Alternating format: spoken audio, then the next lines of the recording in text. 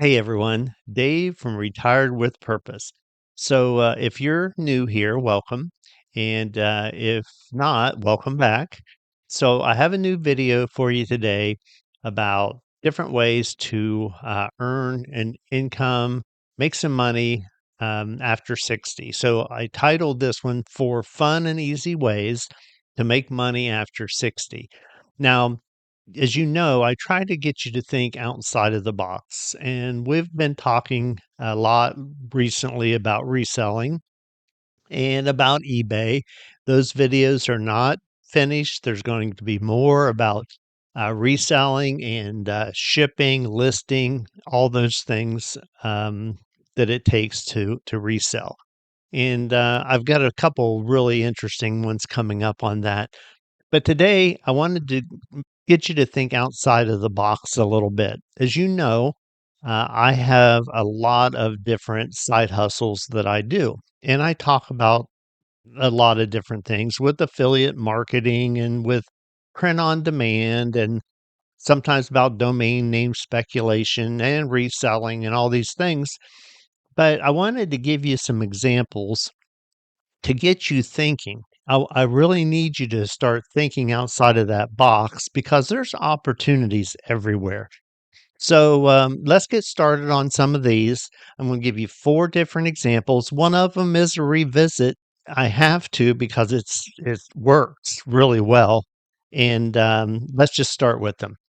So the first one I wanted to talk to you about is being a tour guide in your own city.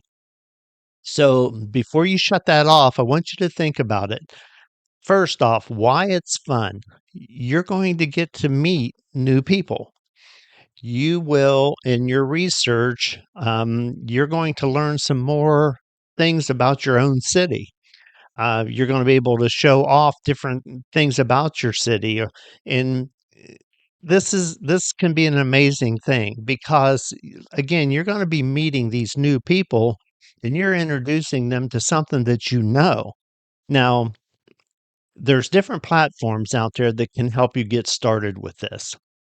One of those is called Tours by Locals, and the other one that I wanted to tell you about is Airbnb Experiences. Now, many of you may be aware of Airbnb, but did you know they have an experiences section, which means in any area out there, there's different things for people to be able to go do. And that's something that you need to look into. So I went and looked these up a little bit, and I just wanted to show you what we're talking about. This tours by local. There's all different types, and as you can see, they even have hugging bovines. There's all different kinds of things. But notice when you're looking at these, how many reviews they have. And you'll see all different kinds of price ranges where they're charging 50, 60, 80, $100 an hour or even a half an hour. And they can have 1,000 reviews. That means they're making money at this. Same thing with this Airbnb experiences. Just take a look. I mean, look around these. So, if you're going to attempt to do something like this, to be a tour guide of your own area, you don't have to join these things. You can do it on your own if you like. You just have to get the word out. And these different places like this can help you get the word out. Now, I would highly recommend that you focus on niche type of tours, narrow it down to a particular type of thing.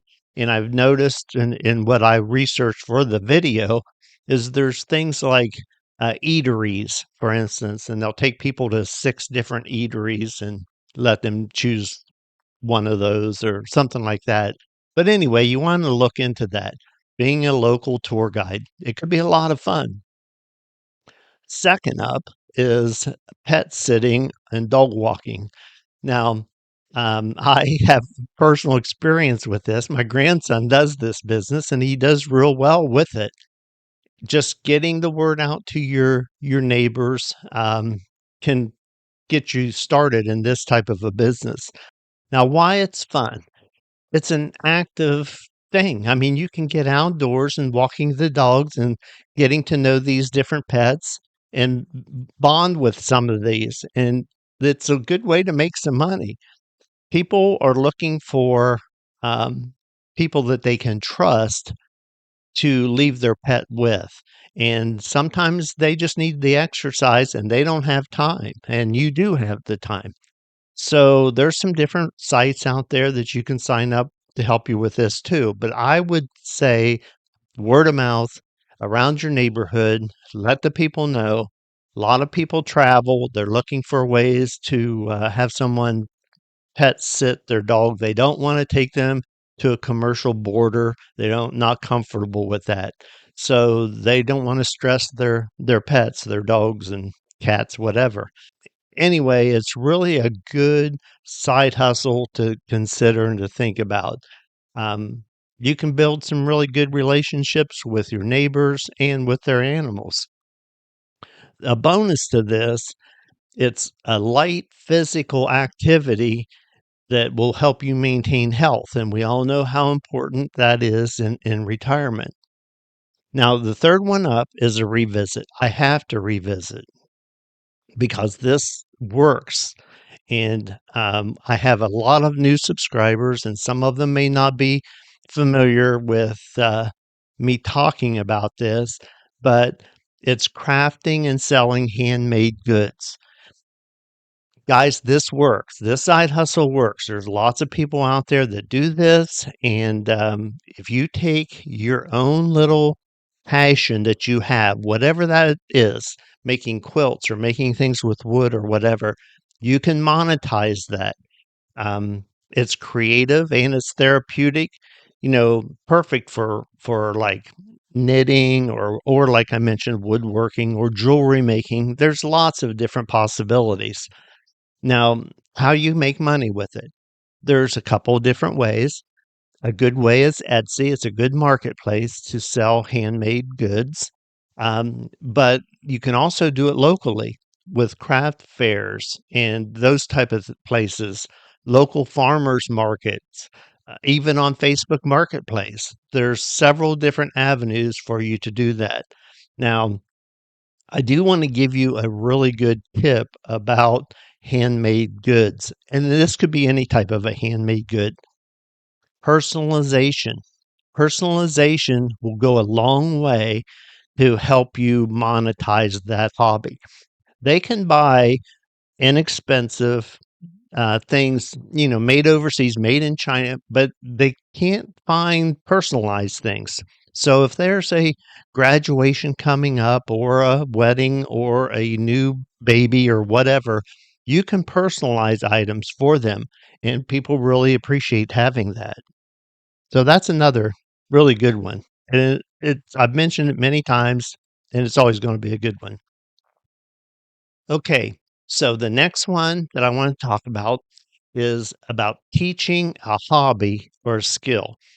The hobby that you have, whatever that is, it could be anything. You could play guitar, you're a modeler, you make models of different kinds. It could be anything. If you teach that hobby or that skill to people who want to learn it, you're enriching their lives. They're looking for someone to tutor them in these different things.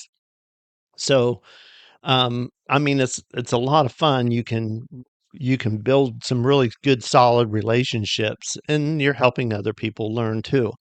Now, how it makes money. You offer these classes locally. You can go to, community centers. Some churches would probably allow you to use some facilities doing that, offering that to the members of their church. Libraries. You can even go meet people at a coffee shop. So all of these are possibilities. You just need to think outside of the box and set up the type of passion that works for you. So some good examples of what I'm talking about with this is like if you want to teach photography, you're into photography, you have to understand that even though you think, oh, I'm not good enough for that to teach it, you need to understand that there's a lot of people that have no knowledge about it. None. They don't know the difference between, a digital camera and the old film cameras. They don't know. And they're just looking for some kind voice to explain and to teach them how to get started. Another good one is painting. You know, watercolor painting or acrylic or oil or whatever, but painting. And another thing that you could actually do, take painting another direction, and that is as a trade. Somebody may want to just learn how to paint properly their decks or their old lawn furniture or whatever. They've never done it. They've always hired it done, but now that they're retired, maybe they wanna learn, and you already know how to do that. You have that skill. It can be something as simple as teaching them, how to use their iPhone, how to use a smartphone. They've never had it, they don't know, and a community center or a senior center would be a perfect place to go meet some people. You never know what friendships that you could build just by teaching these people a skill or a passion, a hobby, or something like that that you have knowledge of, they don't. And don't be afraid to charge a fee for those services. There's a lot of people that money's not the issue. Money's just not the issue. They really would enjoy having somebody come to teach them something. So, there's all different kinds of ways. Guys, keep your eyes open, keep your mind open, think outside of the box, and you can come up with all different types of possibilities to have some fun in retirement, have that purpose, a reason to get up every morning to go do and enjoy your retirement years. Guys, if you like this kind of information, please like and subscribe, and I'll see you on my next video.